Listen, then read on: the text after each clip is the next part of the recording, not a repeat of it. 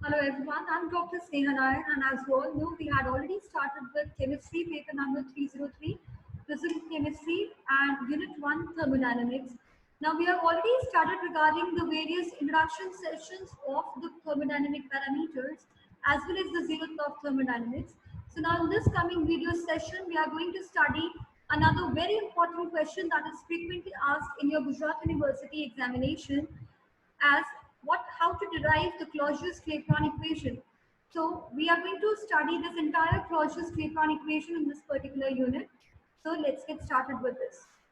Now if we talk about the Clausius-Clapeyron equation, so what was happened is the Clausius-Clapeyron equation was individually given by two scientists, Rudolf Clausius and Benoit Clapeyron. Now this Clausius-Clapeyron equation was generally a way in which we can easily characterize a discontinuous phase transition. Now why we are doing characterization of the phase transition? Because if we say that the two phases of matter are present of a single constituent, then we are going to characterize all the phases of matter into different forms. Now, the very first way of understanding or way of deriving this equation will be, what we are going to do is we are considering a system which is consisted of only one mole of substances. Okay, in both the phases, that is in phase A also and in B also. Now, if I want to understand the free energy of the system in the two phases A and B, the free energy can be given as GA and GB. So what I've done is I have taken one mole of a substance which is bifurcated into two different that is phases A and B. Now these two different phases A and B, they have got free energy as GA and GB. Now what is the free energy? The free energy, as we all know, it is the measure of a system's ability to do work. मतलब एक system कितना work कर पाएगा उसको major करने की ability को हम कहते थे एज फ्री एनर्जी. तो अगर अब हम मान के चले that the temperature and the pressure of the system are T and T respectively, तो हम इक्विलिब्रियम एक स्टेज ऐसा आएगा जिसमें जो फ्री एनर्जी ए सिस्टम की होगी will be exactly equal to the free energy of phase B. So what is going to happen is that if, for example, GA is in equilibrium with GB, so what is happening is temperature अगर मैं मान के चलूँ initial temperature था T, ठीक है? Now I have raised the temperature to DT. I have increased the temperature from T to DT. So the final temperature will be what? It will be obviously the initial, that is T, plus the final, that is dt. Both the temperatures will be taken up into consideration.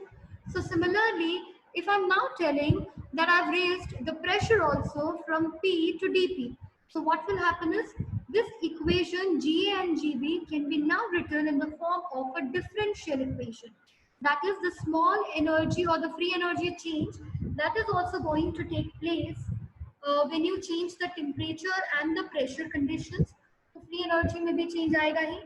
So Ga plus dGa, that is the small change, is equal to Gb plus dGb हो जाएगा equation. Now but हमें पता है that free energy which is G is equal to H minus Ts, that is enthalpy minus Ts. And हमको पता है H की value क्या होती है? H, which is enthalpy, is called as E plus PV. We already know that also. That is, it is the sum total of internal energy plus pressure and volume, that is the work done by the system. So G की value अगर H minus Ts consider करें, and if I now place the value of H in the above equation, the value will turn out to be what?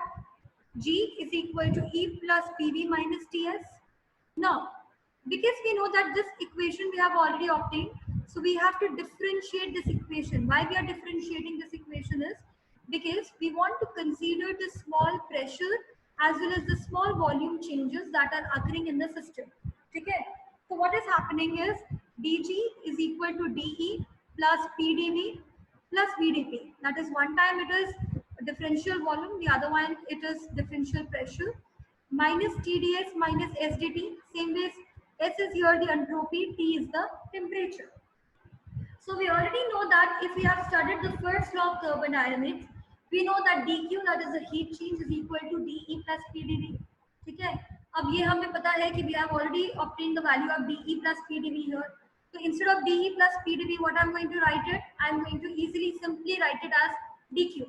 So if I take up this equation only, so this will be what? dG is equal to dQ. Why dQ? Because the value of dQ from the first law of thermodynamics is dE plus PdV plus VdP will remain as it is in the equation.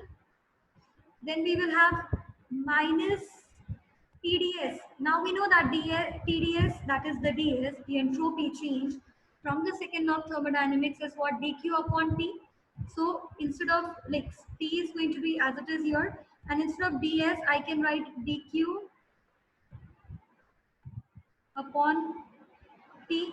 हम यहाँ पे mention आप कर सकते हैं, and minus it will be S dt. पता चला? So now what is happening is I've just substituted the values from the first and the second law of thermodynamics, and I've just simply placed up in the equation. So now if I cancel out both the t's, because the t can be easily cancelled out, and obviously this is minus dq, this is plus dq, that can also be cancelled out. So the final equation will be what?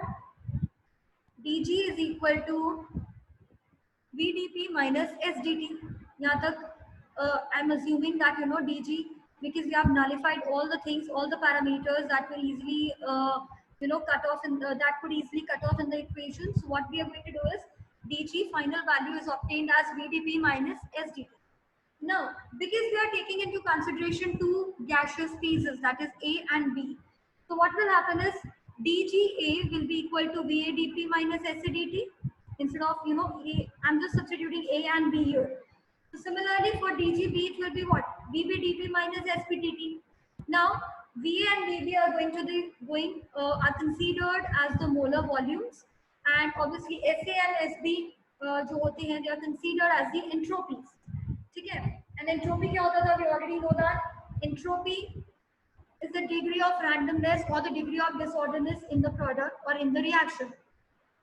So this can be considered as, we know that GA is equal to GB, so obviously D of GA is also equal to D of GB. So now what we have obtained is we have obtained both the values of DGA as well as DGB. So what we are going to do is we are going to simply place off these values in the final equation, that is in this particular equation. So what will happen is we will get a value as VAdP minus SAdT is equal to VBdP minus SPdT. Now as you can see over here, we have two volume terms and two entropy terms. So what we can do is we can take up all the volume terms on one side of the equation and all the entropies on one side of the equation. So this can be written as VB minus VA into DP, क्योंकि DP उसके साथ attached था already, is equal to what? SB minus SA. This can be written as this, SB minus SA into dt. So if I'm now substituting, or if I'm now rearranging this equation will turn out to be what? SB minus SA upon VB minus VA is equal to what? dP upon dt. This equation can also be written as what? Delta S. Why delta S? Because we already know that whenever we are taking two different state functions or path functions, that is when we are considering the initial and the final stages, so it can be mentioned as delta S, and as this VB minus VA can be mentioned as delta V. So delta S upon delta V will be equal to what? dP upon dt. Therefore delta S will be, we know that delta S from the second law of thermodynamics, that delta S की value क्या होती है? That is Q by T. So what we have done is, instead of delta S over here, I can easily substitute the value of Q by delta S as Q by T. So the final equation turns out to be dP upon dt is equal to Q upon T तो already है, that is यहाँ से जो आया था, and delta V will remain as it is. So till here it was considered as the Clapeyron equation, that is जो equation Clapeyron ने दी थी उसको हम यहाँ तक consider करते हैं, ठीक है? अब उसके बाद अगर मुझे in detail Clapeyron equation को combined form में solve करना है तो उसका value क्या आएगा? That if for example now I'm considering that solid state का जो phase change हो रहा है, that is exactly equal to the vapor phase state change. So what will happen is V of vapor, that is the volume of vapor, will be greater than solid, and similarly अगर liquid is equal to vapour है तो एक time ऐसा आएगा कि vapour का जो volume होगा that also will be greater than that of the liquid. So this equation that was of Clapeyron dp upon dt is equal to q upon t into delta v जो होता है उसकी जगह what we are going to substitute as. Actually, this Q I've just written as HV.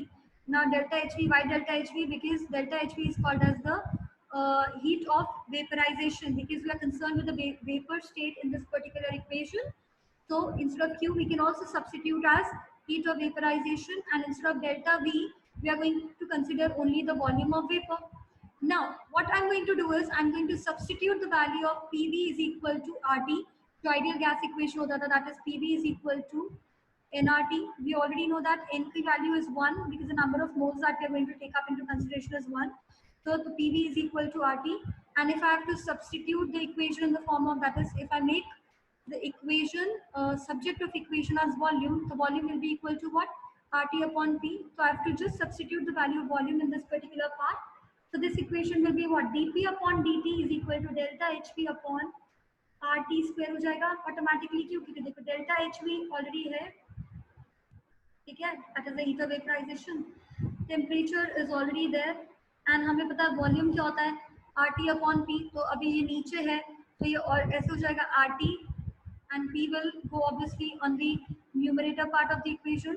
So because there are two T already present, so delta HV into P upon RT square. And if now I write it in the form of ln P, that is d ln P is equal to what? Delta HV upon RT square into dt हो जाएगा. Means what? I've taken this here dt value on this side of the equation. So this equation will turn out to be d ln P is equal to delta HV upon RT square into dt. ठीक है. Now if I now integrate both the limits, that is both the sides of the equation with limits P1 and P2 and T1 and T2, why? Because I'm taking into consideration the initial and the final volumes in both the cases. So what will happen is d ln P integration from P1 to P2 is equal to delta HV upon R integration from T1 to T2 1 upon T square. This is 1 upon T square into dt. Now T square होगा तो हमें already पता है dt की value हम कैसे लिख सकते हैं. The log of P2 by P1 is equal to delta HV upon 2.303 R. That is, we have just substituted the value of R. T2 minus T1 upon T1 into T1. T1 into T2 will be the final equation. That is, this equation, the final one, log of P2 upon P1 is equal to delta HV. That is the heat of vaporization upon 2.303 R. R is the gas constant. T2 minus T1 upon T1 into T2. That is the temperature difference of the initial and the final temperatures is called as the Clausius-Clapeyron equation. Now this is frequently asked in your examination as a 7-marker question. You have to solve it individually for the Clapeyron as well as then for the Clausius-Clapeyron equation in totality. So I guess we have already completed one most important question from this unit. Now in the next lecture, we'll be taking into consideration the Van 't Hoff isotherm and the Van 't Hoff isochoric equations. Till that time, you can keep on revising this video and then we'll meet up in the next video series of the Van 't Hoff isotherm and Van 't Hoff isochoric equation. Thank you so much for listening.